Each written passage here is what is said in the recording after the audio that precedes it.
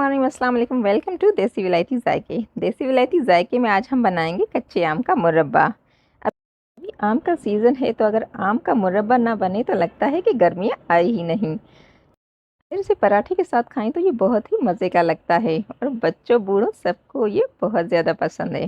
बचपन में मेरी तो ये फेवरेट चीज़ थी। पूरे साल के लिए आप स्टोर भी कर सकते हैं। तो चलते हैं अपनी रेसिपी की तरफ। यहाँ पे मैंने आधा किलो जो है कच्चे आम ले लिए हैं। उसको हम अच्छे से कर लेंगे वॉश, और वॉश करने के बाद हम इसका छिलका उतार देंगे। छिलका उतारने के बाद हमें इसे काट लेना है।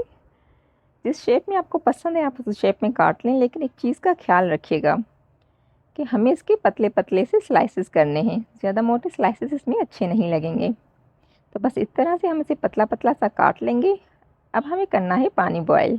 जैसे ही पानी हमारा उबल जाएगा तो हम उसमें अपने काटे हुए कच्चे आम डाल देंगे। जितना एहतियात के साथ आप इसे बनाएंगे उतना आप इसे लंबा टाइम स्टोर कर सकेंगे। बहुत ही जल्दी बनता है ये, और हम इसे पूरे साल के लिए स्टोर भी कर सकते हैं। चैनल पर अगर नए हैं तो चैनल को सब्सक्राइब कर दें ताकि मेरी आने वाली वीडियोस अब आसानी आप तक पहुंच जाएं। तो जी, यहाँ पे हमने इसको तकरीबन 8 से 10 मिनट के लिए बॉईल कर लिया है। और 8 से 10 मिनट के बाद जो है हमारी कैरी जो है यहाँ पर 80% कुक हो चुकी हैं। बस इतना ही हमें इसे बॉईल करना है। और इस स्टेज पे हम इसमें डालेंगे फूड कलर। मैंने यहाँ पे आधा चम्मच ऑरेंज फूड कलर लिया है। अगर आपको कलर पसंद नहीं तो आप इसे स्किप भी कर सकते हैं। बस हम इसे 1 मिनट के लिए ही बॉईल करेंगे, और 1 मिनट में जो है इस पर अच्छे से कलर आ जाएगा। और उसके बाद जो है हम इसे छन्नी की हेल्प से छान लेंगे। तो जी, छन्नी की हेल्प से हमने इसे छान लिया है। अब हम इसे कर लेंगे थोड़ा सा ठंडा। जब तक हम इसका शीरा बनाएंगे ये ठंडी हो जाएंगी। तो शीरा बनाने के लिए यहाँ पे मैंने ली है आधा किलो चीनी। चीनी को हम किसी भी स्टील के बर्तन में डाल देंगे।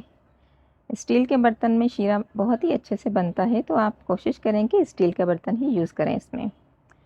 साथ में हम इसमें डालेंगे आधा लीटर पानी। अच्छा, जितनी मैंने यहाँ पे कच्चे आम लिए थे उतना ही मैंने पानी लिया है, और उतनी ही मैंने इसमें चीनी डाली है। अब इन सब को अच्छे से चलाएंगे, और जैसे ये शीरा थिक हो जाएगा तो समझिए कि ये बनके तैयार हो चुका है। यहाँ पे इसका कलर आप देख रहे हैं कि कितना चेंज हो गया है।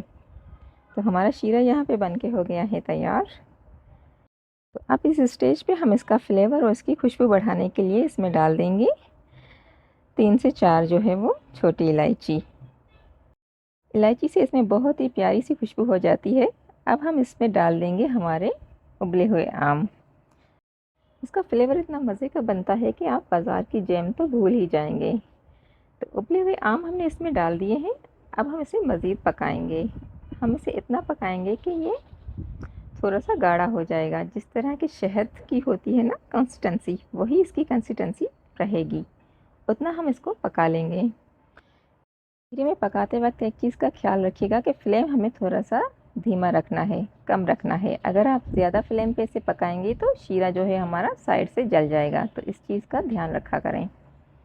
तो हम इसको इस तरह से पकाएंगे कि हमारी जो कैरियाँ हैं, हमारे जो कच्चे आम हैं, उनका जो है कलर बिल्कुल चेंज हो जाएगा और वो थोड़े से ट्रांसपेरेंट से हो जाएंगे। जब उनका कलर चेंज हो जाए और उनमें ट्रांसपेरेंट सा लुक आ जाए तो आप समझ जाएं कि ये हमारा जो मुरब्बा है वो बनके तैयार हो चुका है। ये देखिए, यहाँ पे हमारे आम का कलर जो है वो थोड़ा थोड़ा सा चेंज हो गया है। थोड़ा थोड़ा से ये ट्रांसपेरेंट हो गए हैं, तो समझ लें कि ये बस बनके हो गए हैं तैयार। अब बस इतना ही हमें इन्हें पकाना होता है। और जब ये इस तरह से बन जाएंगे तो हम इसमें डाल देंगे अपनी मर्ज़ी के ड्राई फ्रूट्स। मैंने यहाँ पे कटा हुआ खोपरा यूज़ किया है। आपको जो पसंद है आप वो वाले ड्राई फ्रूट्स इसमें डाल सकते हैं। और साथ में ही मैंने इसमें डाल दिए छिले हुए बादाम। बादाम को मैंने आधे घंटे के लिए गर्म पानी में भिगो दिया था ताकि इनके छिलके आसानी से उतर जाएं। और उसके बाद मैंने इसमें डाल दी है 1 चिटकी ज़ाफ़रान की।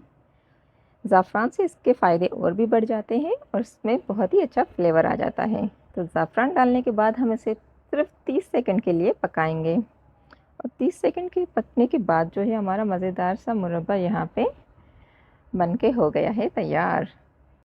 इसकी खूबसूरती को बढ़ाने के लिए हम यहाँ पे इसमें थोड़ा सा मज़ीद फूड कलर जो है वो डाल देंगे ताकि ये थोड़ा और सुनहरा सा बन जाए।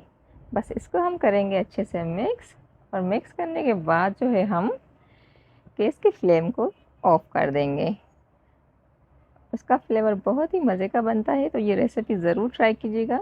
ये खाने में बहुत ही डिलीशियस होता है। तो स्टोर करने के लिए पहले हम इसे रूम टेम्परेचर पे लाएंगे। उसके बाद जो है कोई शीशे की जार जो कि एयर टाइट होनी चाहिए, उसमें हम इसे डाल के फ्रिज में रख देंगे। अगर आप इसे बाहर रखना चाहते हैं तो आप इसमें 1 चम्मच सिरका डाल दें और उसके बाद आप एयर टाइट शीशे की जार में डाल के बाहर भी रख सकते हैं। रेसिपी पसंद आए तो लाइक शेयर सब्सक्राइब कर दें। मिलते हैं अगली वीडियो में, जब तक के लिए अल्लाह निगहबान।